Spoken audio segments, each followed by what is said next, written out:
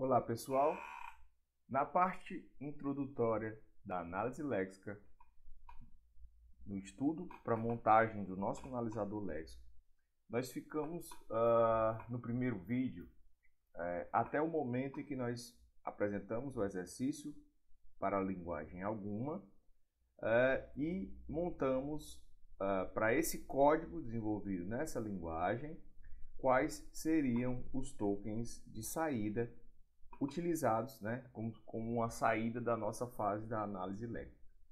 E aí nós ficamos na parte das variáveis apenas colocando um valor, que seria, por exemplo, o nome da variável. Entretanto, a gente já viu em algum momento que esse valor associado aos tipos do padrão identificador, eles devem ter mais informações. E essas informações, elas vão ser postas diretamente no conteúdo, início do conteúdo da nossa aula, que é a tabela de símbolos, tá? Então, a tabela de símbolos, ela vai ter uma principal função de armazenar valores que vão ser, digamos assim, fundamentais para que a gente faça o processo de compilação completo de forma correta. Então, um detalhe interessante é que, por exemplo, nome de variáveis, funções, classes, todas essas considerações, elas comumente seguem o mesmo padrão, tá? Que é o padrão de identificador. Tá? Então, esse padrão de identificador, ele vai servir para que a gente possa considerar tanto o nome de funções, como variáveis, classes e etc. Tá? Então, a gente vai tratar, né, da mesma forma essas considerações de variáveis, funções, classes no nosso analisador léxico. Então, a gente vai usar um token único para todos eles. Tá? E aí a gente vai chamar de identificador. O que acontece? Esse padrão, quase sempre, né, pode ser que em algumas linguagens eles possam ser alterados, ou ainda até numa própria linguagem que você tende a desenvolver, mas normalmente ele é constituído através de um conjunto de cadeias de letras, mais números, mais alguns caracteres, por exemplo, o underline, o cifrão, né, e etc. Mas sempre eles vão começar com uma letra. Então, se a gente já prevendo que o estudo que nós vamos fazer sobre as linguagens regulares, se a gente definir uma variável L dentro de uma gramática regular, né, para definir um autômato, e dizer que essa gramática L são todas as letras minúsculas de A a Z minúsculo, ou todas as letras de A até o Z maiúsculo, ou ainda vamos considerar só o underline. Então, se a gente considerar que uma letra pode ser qualquer elemento pertencente a esse conjunto, né, essa união de conjuntos, nós podemos também dizer que um dígito é algo que vai de 0 até, vamos colocar aqui o ou para ficar mais claro na gramática, 1, 3, 4, 5, 6, 7, 8, 9, e vamos considerar que um dígito pode ser qualquer um desses elementos. Se a gente considerar esse L e esse D nesse formato, a gente pode aqui agora dizer que um padrão identificador, ele vai ser reconhecido a partir de uma L, inicialmente começando com letra, e depois uma L, união, né? Vamos colocar L ou D, asterisco. Tá? Então, essa expressão ID do padrão identificador começa com uma letra e os próximos caracteres podem ser qualquer combinação de letras ou dígitos ou nenhum deles. Então, se a gente quiser, por exemplo, na leitura do código, identificar esse conjunto, nessa sequência de caracteres. Essa sequência de caracteres, var1, ela se enquadra no meu padrão identificador. Primeiro porque ele lê uma letra e depois ele lê qualquer elemento de variação entre letras e dígitos asterisco, né? Então, por exemplo, se eu tiver uma variável, se eu tiver int a, ponto e vírgula, na hora em que eu fizer a leitura, perceba que o int recai no padrão identificador, ok? Entretanto, a gente já vai ver que esse int ele vai cair em outro padrão dentro do identificador, que é o de palavras reservadas, que são palavras que eu propriamente vou ler e dizer que ela é a palavra que eu quero, né? Mas, depois que eu estiver lendo o meu próprio A, ele recai no padrão identificador e eu vejo que o reconhecimento do A aqui é o padrão identificador. Tá? Então, essas considerações são fundamentais. E a tabela de símbolos vai armazenar as informações que a gente precisa para o processo de compilação. Tá? Então, o principal foco da tabela de símbolo para o analisador léxico vai ser justamente nos casos dos identificadores, né? Que a gente tem que ter a necessidade do entendimento do contexto, né? A ciência do contexto. Isso é importante, porque eu preciso ter informações para que eu possa continuar nas próximas fases de análise do meu código, como, por exemplo, na análise semântica, em que eu preciso saber se uma variável já foi declarada anteriormente, né? Então, essas considerações são importantes. Perceba que torna as linguagens de programação não livres de contexto, né? Como a gente viu na aula passada. A gente vai usar a tabela de símbolos para justamente favorecer essa ideia da não livre de contexto, né? Por exemplo, as linguagens na análise léxica e na análise sintática, se eu não tivesse nenhuma outra coisa para resolver, elas poderiam ser utilizadas a partir de uma linguagem livre de contexto. Entretanto, a gente já viu várias vezes que eu tenho várias outras questões que devem ser resolvidas. E aí a tabela de símbolos vai nos ajudar a dar esse aspecto não livre de contexto, né? Então, para esses casos, ao invés de a gente armazenar o lexema do próprio token, né? Por exemplo, x igual a 10, e a gente identificar o padrão de x como id, e ao invés de colocar o nome da variável, a gente não precisa disso. A gente tem uma estrutura separada, que é a tabela de símbolo, e aí, no token dessa tabela, né, no token desse resultado, desse identificador, a gente vai direcionar um ponteiro, né, ou um endereço para a tabela de símbolos, que vai me dizer quais informações importantes eu tenho a respeito daquele x, como, por exemplo, o atributo de nome dela, né? Qual é o nome dessa variável. Perceba que a gente vai ter outros aqui, né? Por exemplo, o escopo dessa variável. Ela é global? Ela é local? Qual o escopo que ela pertence? Tá? Então, esses aspectos são fundamentais para a gente implementar uma tabela de símbolos. Tá? Além de outros, como, por exemplo, uma busca eficaz, né? Porque eu vou ficar buscando índices nessa tabela, então eu tenho que usar uma busca eficaz. Então, toda vez que o mesmo identificador aparece, a gente vai reaproveitar a entrada. Então, por exemplo, se eu tenho no código int x igual a z ponto e vírgula, if x maior do que a, né? O que acontece? Esse meu identificador é o mesmo e o z é o mesmo. Tá? O x é o mesmo do 312 e o a é o próximo, que é o 314. Então, eu tenho um direcionamento aqui, tá? Para o 312, um direcionamento para o 314 e, finalmente, um direcionamento para o 313 com as informações pertinentes para o processo de compilação. Quando eu falo reaproveitamos a mesma entrada na tabela, a gente lembra que esse nome também vai depender do escopo, né? A gente vai ver bem mais à frente. Porque o escopo, eu posso ter uma variável int x que está dentro de uma função, tá? Por exemplo, uma função soma, e posso ter outra variável int x que está dentro do meu main.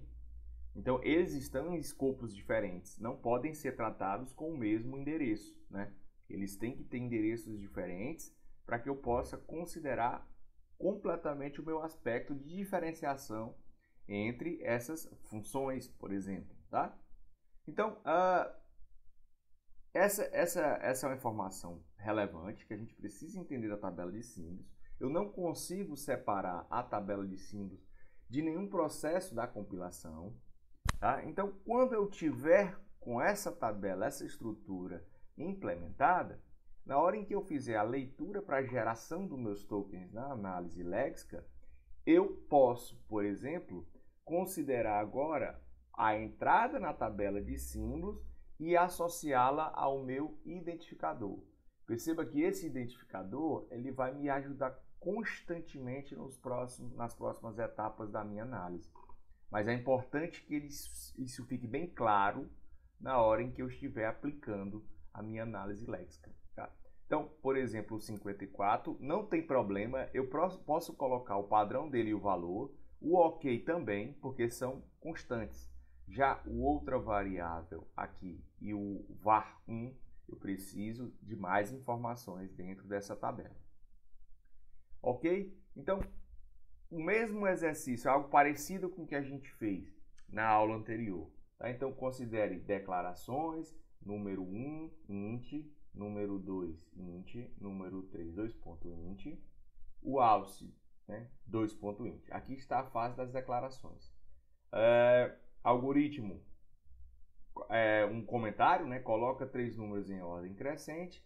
Então, ler número 1, ler número 2, ler número 3.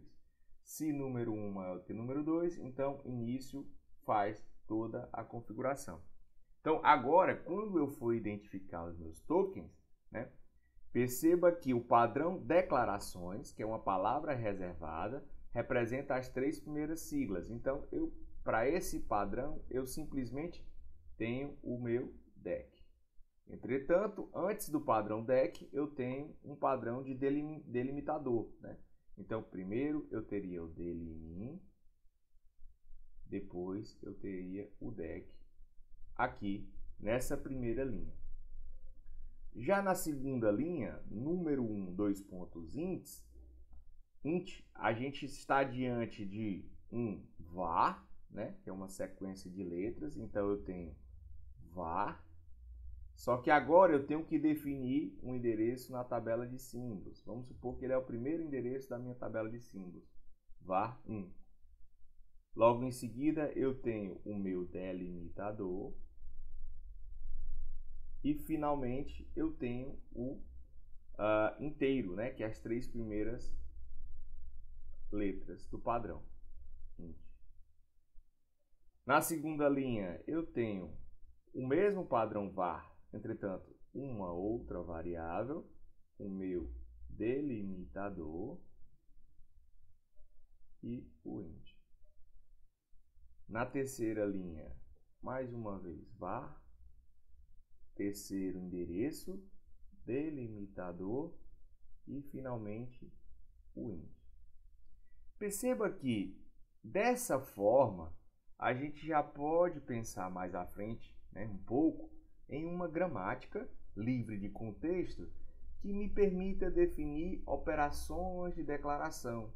Tá? Por exemplo, então, para eu fazer uma declaração, eu teria que ter um identificador, um delimitador e um tipo de variável, que pode ser inteiro, né? Ou pode ser, por exemplo, um real, que é o que a gente definiu, né? Número i ou um real. Tá? Mas isso é somente a declaração. A gente pode pensar mais à frente já no analisador sintático que isso pode ser a gramática da minha linguagem, tá? Mas em princípio a gente está preocupado em montar as estruturas básicas que são os lexemas e os tokens. Auxiliar. Auxiliar também é um var. coloca o endereço 4, delimitador e finalmente inteiro. Tá? Aí a gente tem 2 pontos, delimitador para a próxima linha, né? Delimine, e finalmente o AL, que é as 3 primeiras letras do padrão algoritmo. Coloca 3 números em ordem crescente. Não preciso me preocupar porque o analisador léxico elimina o comentário. E aí na próxima linha a gente define o padrão ler, tá? E número 1. Número 1 é o que? var identificador 1. Na segunda linha, ler var identificador 2. E na terceira linha, ler var identificador 3. Tá? Então, finalmente eu chego no se. O se também é um padrão que eu já tenho pré-estabelecido. Então, aqui seria se, número 1, var endereço 1, maior é o símbolo de maior, que está aqui, que a gente chama de OP-REL, né? OP-REL, e finalmente var endereço 2. O então está aqui, ent. Tá? Então, até se a gente considerar até a linha se, a gente teria esses tokens, tá? Mas a gente precisa entender que eu ainda tenho que definir minha tabela de símbolos colocando atributos para essas variáveis que a gente definiu, tá? Então, vamos considerar agora esse aspecto. A gente fez até aqui, né, ó. O restante seriam esses tokens. Mas a gente tem ainda, por exemplo, o 1 é o lexema número 1. E aí o 2 seria o lexema número 2. O 3 seria o lexema número 3. O 4 seria o aux. E perceba que eu ainda poderia colocar aqui na minha tabela informações como o tipo, né? O número 1 é do tipo inteiro. E essas considerações a gente ainda vai fazer, porque a tabela de símbolos ela vai sendo atualizada durante todo o processo de compilação. Então, eu sempre vou pegar informações e vou atualizar durante toda a minha configuração desse processo para compilar. Para compilar um código em uma linguagem que a gente está considerando, por exemplo, essa linguagem alguma.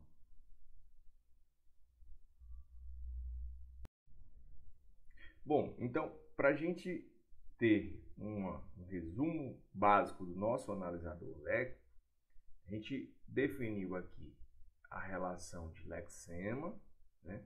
A relação do que seria um padrão e, fundamentalmente, a nossa saída da análise léxica, que é a relação do token, né? Então, a gente tem algumas classes típicas de tokens, né? Então, o token pode ser para cada palavra-chave. Então, o padrão de cada palavra-chave é justamente o próprio lexema, tá? Ou ainda a própria palavra-chave. Então, quando eu for definir a minha linguagem, uma palavra-chave pertencente a ela deve ser o próprio padrão que vai reconhecer, que vai montar o token, né? Então, por exemplo, se eu tenho o meu int como palavra-chave, na hora em que eu ler a sequência de caracteres, né, eu vou demarcar que esse int ele pertence ao padrão identificador, mas mais do que isso, ele pertence a palavras reservadas da minha linguagem, né? Palavras reservadas. Então, ele vai ser o padrão de palavras reservadas e ele tem o próprio nome, né? O identificador, o padrão, tem o próprio nome do lexema que eu encontrei, tá? Há ainda um detalhe importante para esse número 1, que pode ser aplicado como uma estratégia. Pode ser gerado uma tabela, tá? auxiliar contendo as palavras reservadas. Palavras reservadas, tá? Então, o que pode ser feito aqui é que eu posso ter uma tabela auxiliar contendo as palavras reservadas e, na hora em que eu encontrar um padrão identificador, na hora em que eu encontrar um padrão identificador, eu posso fazer uma busca nessa tabela e verificar se é uma palavra reservada, tá? Essa é uma estratégia que pode ser aplicada, palavra reservada, para identificar essas palavras dentro do meu lexema, tá? Dentro do meu código, já que eu posso recair num padrão de identificador aqui, justamente para encontrar esse conjunto de palavras reservadas. Entretanto, a gente pode definir realmente, quando for trabalhar com autômatos, a gente pode definir um autômato que já verifica de forma direta e retorna essa palavra reservada sem problema algum, tá? Então, a gente tem tokens para operadores também.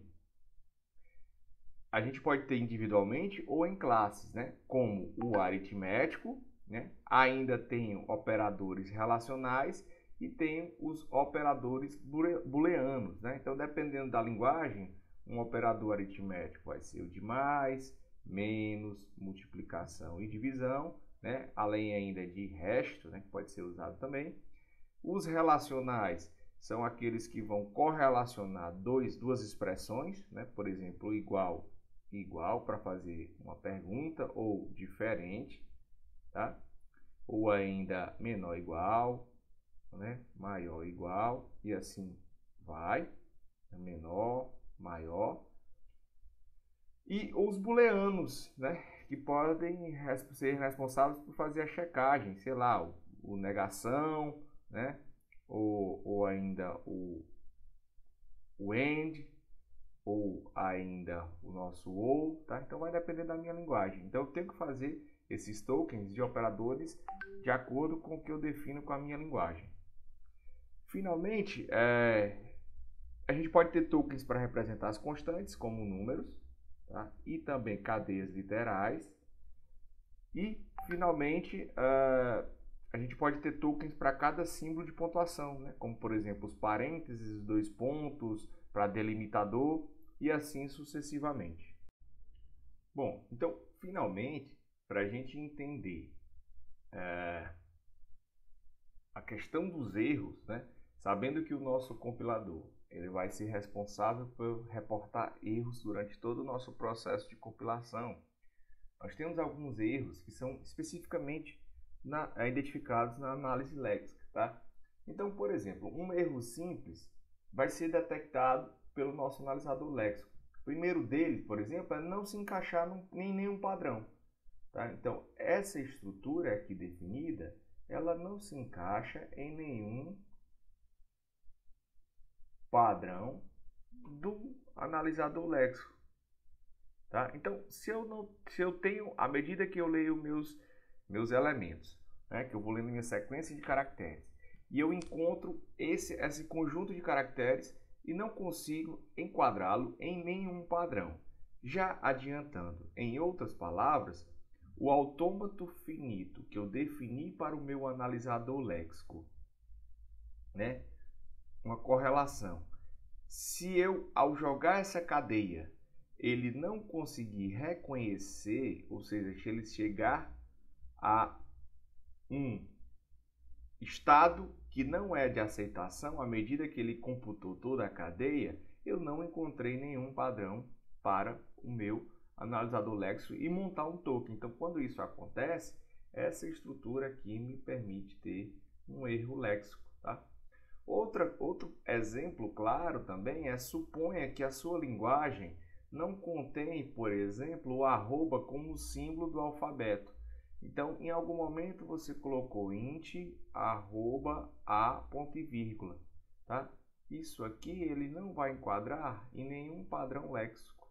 Então, portanto, você tem um erro já diretamente associado ao seu analisador léxico. Tá?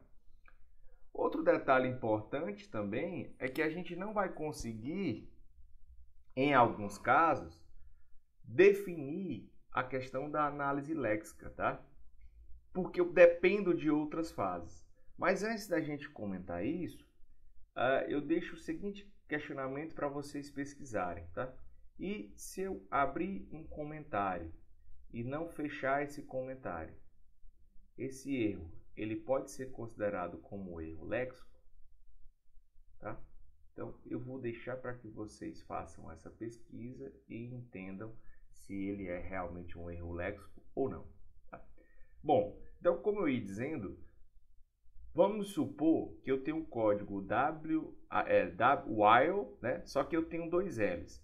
A palavra reservada comumente utilizada para o laço enquanto das linguagens é while, né? Então, isso aqui não é a palavra que eu queria teoricamente dizer aqui nessa instrução. O que acontece? É um erro léxico, né? Mas como saber sem antes analisar a sintaxe? Então a gente vai ter que se preocupar um pouco com os identificadores, porque o que acontece aqui é, olha, o while não vai ser um erro de lexema, porque eu posso identificar isso aqui perfeitamente num padrão identificador, já que ele vai ser composto por inicial letra e variações de letras e números.